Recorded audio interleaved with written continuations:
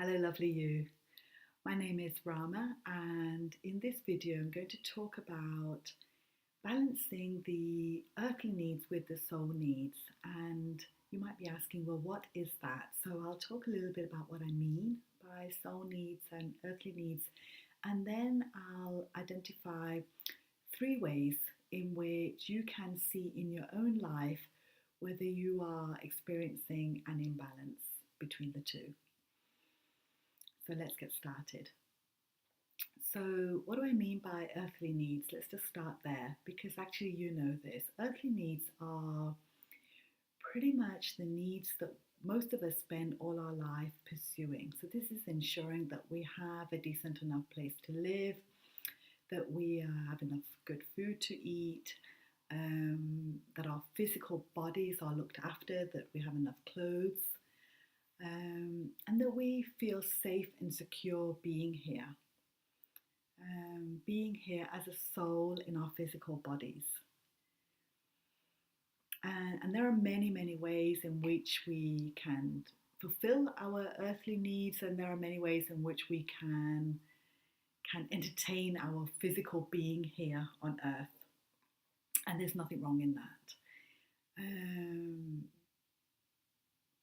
When I talk about soul needs, then I'm talking about something a little bit different.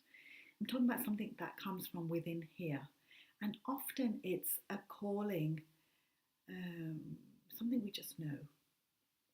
But we have to get quiet in order to hear what it is that the soul needs.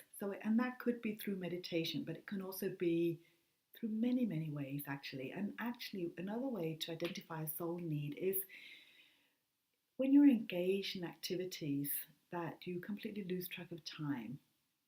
That's often because there's a soul need being met and time disappears. So it doesn't only have to be in meditation, but often through meditation or at least quietening yourself, you'll be able to hear what the soul needs are. But more about that another time. What I want to address now is three ways in which you can identify that you might be in an imbalance with regards to soul needs and earthly needs. And one way is if you are very busy and together with a lot of people all day long, and if you then come home and feel completely overwhelmed and maybe sometimes even cry. So if you cry without knowing why, that's often because there's an imbalance between the earthly needs and the soul needs. A good cry is really great because once the tension has built up, it also needs to be released. And crying is a really good way, actually, to release that tension. But there's still something inside that is not being addressed, that is not being looked at, that is not being heard. Because you are so busy taking care of everything that needs to be addressed out here. So that's one way. Another way to know whether your soul needs are not being met is, let's say that you have set yourself a goal a long time ago and you've been working really hard to reach this goal. You've been very engaged and really busy. And then the day comes and you meet your goal and there's the celebration. And then shortly after, there's a feeling of emptiness. And that could well be because there's a soul need that has not been met at the same time as maybe the earthly need that you were looking to reach. And so an emptiness will arise because there's something else that wants to be addressed. That's something else that wants to be set as a goal, actually. And the third way that I wanted to address in this video is in relationship with others, which we are all the time. We could well experience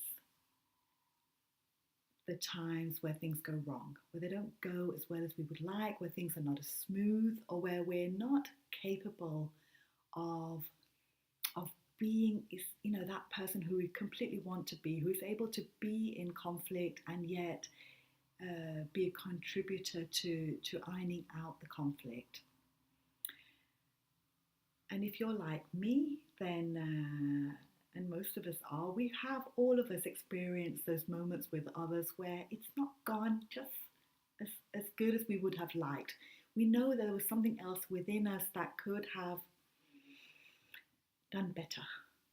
And that's often because there are behaviors within us that we don't always know are there, and so they come out. I call them saboteurs at the most inopportune moments sometimes, and oh, you know, contribute to something in a relationship with another person that we might not have wanted to. And often that's because there's something inside here. The soul knows how to be in these situations, but we haven't quite looked into how that is. We haven't quite tapped into the energy there. So that's another way to know that you might be out of balance with addressing the soul's needs and the earthly needs. I hope some of this makes sense.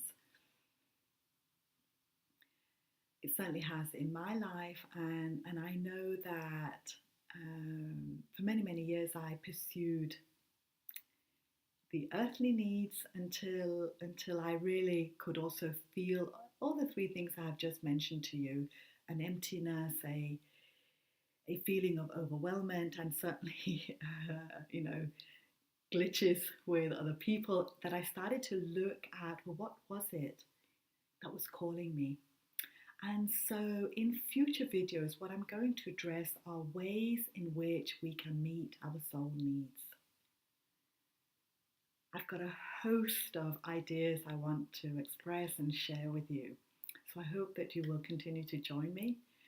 I hope that you've enjoyed this video. I've enjoyed being here, and I just want to wish you a really lovely day. Take care.